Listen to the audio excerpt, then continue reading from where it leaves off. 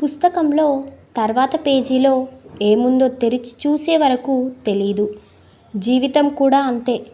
ఇది ఎవరు ఊహించలేని పుస్తకం.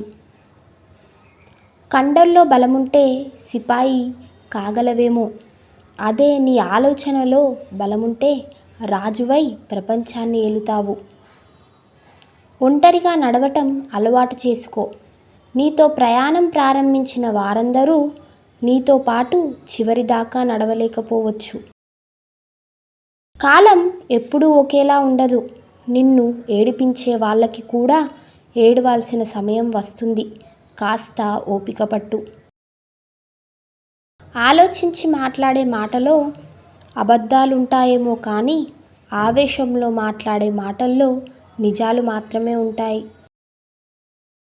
గొర్రె కసాయివాణ్ణి నమ్ముతుందో లేదో తెలియదు కానీ మనిషి మాత్రం మాయ మాటలు చెప్పేవాడినే నమ్ముతాడు. కొంచెం వెనక్కి తగ్గి చూడు, చాలా దూరం వెళ్ళగలవు. నీటి విలువ ఎండాకాలంలో, ఆకలి విలువ ఉపవాసంలో, మనిషి విలువ దూరంలో మాత్రమే తెలుస్తుంది. నిన్ను గమనించే అన్ని కళ్ళు నువ్వు బాగుండాలి అని అనుకోవు. కొన్ని నువ్వు బాధపడి ఏడిస్తే చూడాలని కోరుకుంటాయి. పూర్వంలో మనుషులు రాళ్లతో నిప్పు పుట్టించేవారట, కానీ ఇప్పుడు కేవలం మాటలతోనే తగలబెట్టేస్తున్నారు.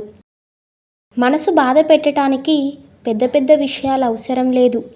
మన అనుకున్న వాళ్ళు అనే ఒక్క మాట చాలు. ఆనందం ఉన్న చోటకు మనం వెళ్ళటం కాదు, మనం ఉన్న చోటే ఆనందాన్ని సృష్టించుకోవాలి. ఒక స్త్రీ ఎన్ని ఎక్కువ లైంగిక సంబంధాలు కలిగి ఉంటే ఆమె అంత ఎక్కువ నిరాశకు గురవుతుంది.